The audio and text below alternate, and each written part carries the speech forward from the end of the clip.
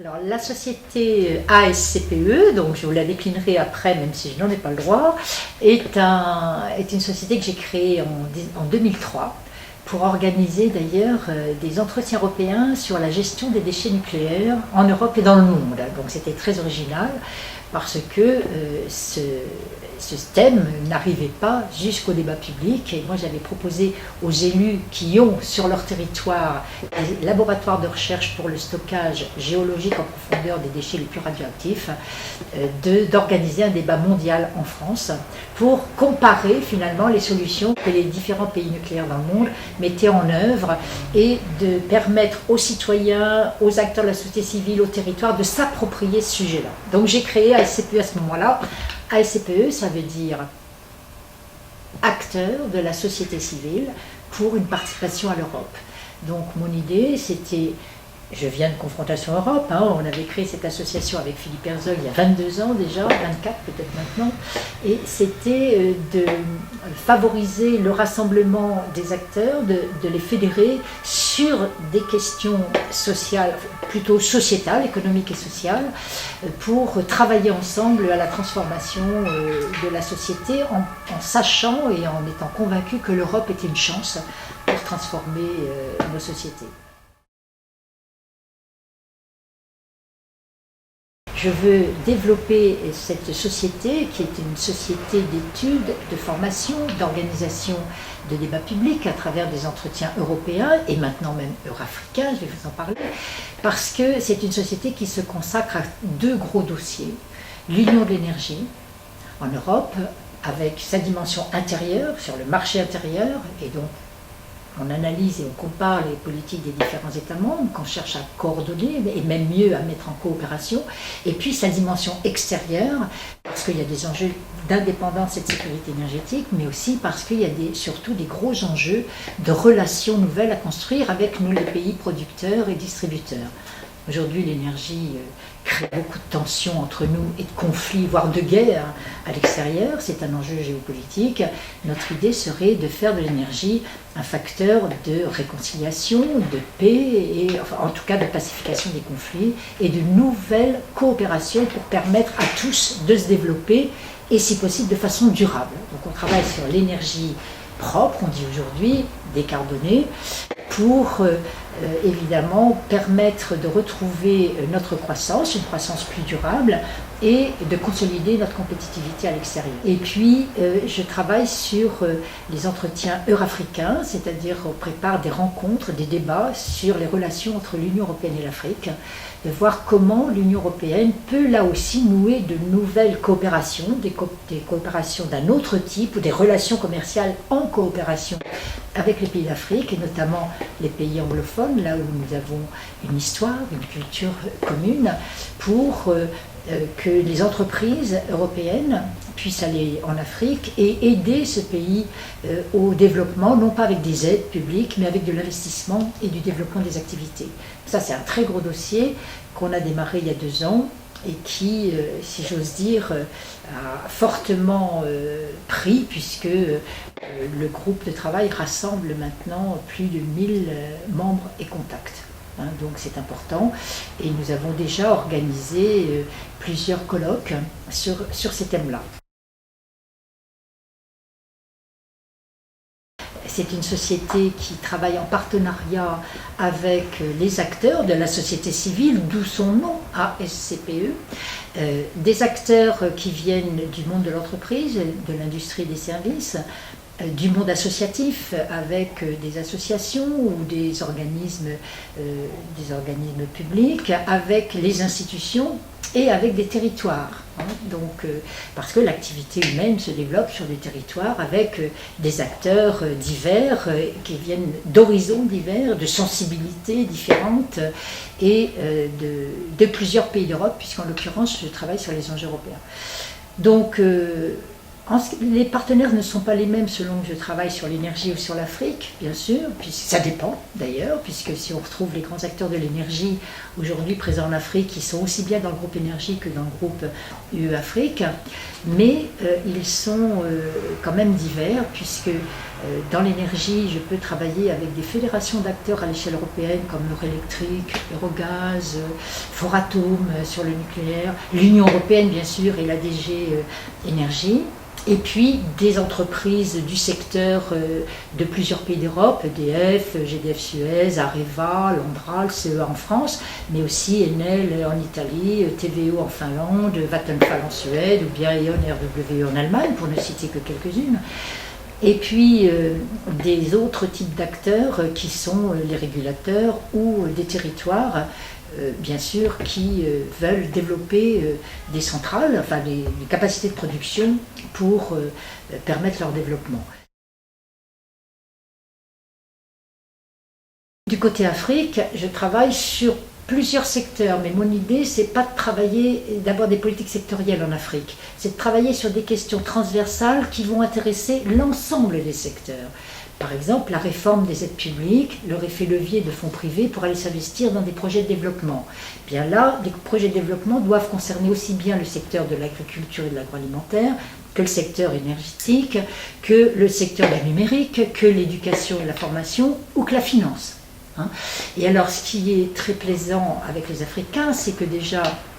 ils savent que l'avenir est devant eux, c'est un continent en pleine croissance. Nous, ils nous disent que le nôtre, il est là déjà un petit peu derrière, mais c'est qu'on a à réapprendre des nouvelles relations avec l'Afrique, où arrivent d'ailleurs sur les marchés africains les Chinois, l'Amérique latine, les Turcs, les Russes, tout le monde arrive et l'Europe avait tendance à perdre des parts de marché. Donc il y a là de nouveau à repenser nos relations. Ça se fait évidemment dans un travail d'expérience, d'expérimentation, de réflexion, d'action. Et moi, mon métier, c'est de vendre du débat public, c'est-à-dire d'organiser la rencontre entre les acteurs sur des questions qu'on se pose en amont. Et on essaye de déboucher après les colloques sur des réponses ou des recommandations qu'on fait connaître et aux acteurs et aux institutions publiques. Donc c'est vraiment un travail de mise en débat, de démocratie, on pourrait dire les choses comme ça, et les Africains et les Européens en ont besoin de beaucoup plus de débats pour qu'on ne décide pas à leur place, tout simplement, et puis de participer aux solutions et donc à l'élaboration, la mise en œuvre et l'évaluation des politiques publiques. On est reconnu par nos partenaires. Alors les partenaires sur l'Afrique, on a des grandes ONG comme FARM par exemple, j'en suis très fière, ou d'autres, la CAD ou d'autres. Et puis on a des fédérations d'acteurs comme le CIAN en France, qui est le regroupement des entreprises présentes en Afrique. Mais on travaille aussi avec des entreprises qui sont présentes en Afrique. Et on travaille avec les acteurs africains eux-mêmes qui sont organisés en France à travers leur diaspora ou avec les ambassades d'Afrique en France. Et puis sur place, sur le terrain, on a des relais évidemment qui nous mettent en relation avec des entreprises, des territoires. Chez l'Organisation des entretiens européens sur l'Union de l'énergie, il y a 2 colloques en prévision, en préparation. Les entretiens européens sur l'Union de l'énergie et les objectifs de l'Union de l'énergie, le financement, et notamment mettre l'accent sur l'objectif de compétitivité de l'Union de l'énergie pour qu'on soit plus fort en interne et plus fort à l'export. Et puis un deuxième sur le nucléaire, comment on fait du nucléaire un atout pour la sécurité énergétique, pour la compétitivité, pour le climat, et qu'on ose sortir ce sujet, ce thème, cette technologie, cette source du tabou, et qu'on puisse mettre carte sur table les atouts du nucléaire, les risques, bien sûr, il en a, comme toutes les sources d'ailleurs énergétiques, et qu'on puisse ensemble trouver les solutions pour dépasser les risques et avoir une énergie qui reste une énergie très jeune et qui a beaucoup d'avenir avec les futurs réacteurs en recherche et développement aujourd'hui. Les entretiens eurafricains qui poursuivent d'ailleurs et prolongent un gros sommet de la société civile qu'on avait fait à Bruxelles en 2014 au moment du sommet des chefs d'État. Le sommet des chefs d'État n'avait pas invité les acteurs de la société civile, donc du coup moi j'ai proposé qu'on organise un sommet de la société civile en marge de celui des chefs d'État pour parler du dialogue public-privé et repenser nos partenariats économiques. Donc les entretiens de décembre 2015 sont un prolongement du sommet de la société civile qu'on avait eu à Bruxelles et qui va réunir 8 ou 9 pays d'Afrique et d'Europe sur les enjeux du partenariat public-privé pour le financement des projets de développement. Donc on fera ça à Ouagadougou, dans une grande école. On a choisi 3 mots qui sont beaux: rapprocher, ça veut dire rassembler, fédérer les acteurs, permettre de les rapprocher, débattre, et débattre c'est plus fort encore que dialoguer, c'est on débat y compris des enjeux et des questions qui fâchent, mais on le fait sans se fâcher bien sûr, et puis fraterniser. Alors fraterniser c'est plus que coopérer. On peut coopérer sur des enjeux économiques ou culturels, mais là on veut apprendre les uns des autres et après travailler ensemble. Donc travailler ensemble, échanger, donc on coopère, mais un peu plus que ça, on devient des frères, c'est fraterniser, c'est un peu ça. Donc le monde a besoin de fraternité aujourd'hui, il est traversé par beaucoup d'insécurité, de risques, de conflits, de tensions. L'Afrique elle aussi, et aujourd'hui on a même des enjeux, le djihadisme est en Afrique également, donc comment on fait pour combattre tous ces risques-là et les dépasser en fraternisant et en se coalisant, en coopérant un peu plus que pour des intérêts économiques et sociaux, qui sont importants bien sûr, mais qui ne suffisent pas. Je suis présidente d'une association qui s'appelle l'AFE, qui travaille c'est un des partenaires importants aussi de la SCPE, qui travaille avec Evropa Film Act. Evropa Film Act, c'est une maison de production d'un festival qui est dirigé par Irena Bilic et qui produit chaque année, on en est à la 10e édition aujourd'hui, un festival. Donc ce festival est formidable, il nous fait découvrir des pays de l'Est, des pays de la Grande Europe, 37 pays, voire 42 sont représentés dans ce festival. Donc Irena Bilic a le souci de faire connaître ces films-là de l'Est, mais aussi les films du Nord, de l'Europe, qu'on ne connaît pas bien également, et d'organiser chaque année un mois de projection, débats, rencontres avec les metteurs en scène, les producteurs, les comédiens, des historiens, pour nous permettre de mieux connaître le cinéma européen. Et moi je pense que le cinéma est un vecteur de la connaissance de l'Europe aussi, et il permet de mieux connaître les peuples tels qu'ils se représentent eux-mêmes à travers leurs films ou leurs images. Et donc j'ai voulu créer une association des amis du festival qui permettent de faire rayonner un peu plus le festival auprès d'autres réseaux que des cinéphiles. Que ce festival de cinéma et le cinéma prend beaucoup de place, et d'ailleurs j'ai décidé cette année, comme grand projet, le 3e, d'organiser une semaine Europe-Afrique, fin juin, début juillet, à Paris, pour présenter 4 films qui feront l'objet de rencontres et débats. 2 films européens, Regard sur l'Afrique, un peu comme Les Oresties africaines de Pasolini, et 2 films africains, Regard sur l'Europe. Là, on va en discuter avec nos partenaires, et notamment les ambassades des pays d'Afrique qui sont à Paris, et notamment peut-être plus spécialement le Burkina Faso.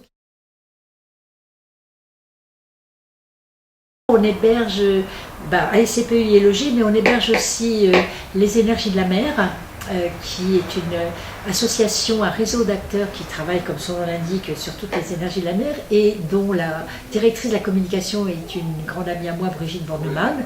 qui fait partie aussi du groupe Énergie, donc elle est logée dans le bureau du bas. Et puis l'AFE qui est l'association des amis du Festival de cinéma L'Europe autour de l'Europe, que je préside de toute façon, et qui accompagne le festival, mais aussi les initiatives hors festival, comme la semaine sur l'Afrique que je vais organiser fin juin, début juillet, ou tous les mardis de chaque fin de mois, avec une séance à l'entrepôt, toute l'année. Les ouvertures sur la Méditerranée, c'est très important. D'abord, ça touche aux enjeux énergétiques, comme je l'ai dit tout à l'heure, et à la sécurité énergétique. J'ai fait plusieurs conférences, moi, sur l'UPM, l'Union pour la Méditerranée, mais je travaille plus étroitement avec la Turquie, qui pourrait devenir d'ailleurs un grand hub énergétique, y compris pour l'Europe, condition qu'on sache nouer des coopérations renforcées avec tous les pays de la zone, dont la Russie, Moyen-Orient, Afrique du Nord. Et je suis par ailleurs favorable à l'adhésion de la Turquie à l'Union européenne et à l'ouverture des négociations, notamment sur le chapitre énergie. Et je suis membre de l'Institut du Bosphore, qui est une association franco-turque qui travaille à rapprocher les acteurs de Turquie et de France sur des relations commerciales en coopération.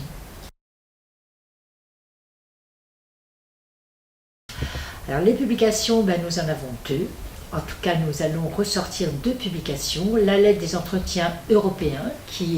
sur les enjeux énergétiques et la lettre des entretiens euro-africains sur les relations EU-Afrique. La première lettre des entretiens euro-africains sort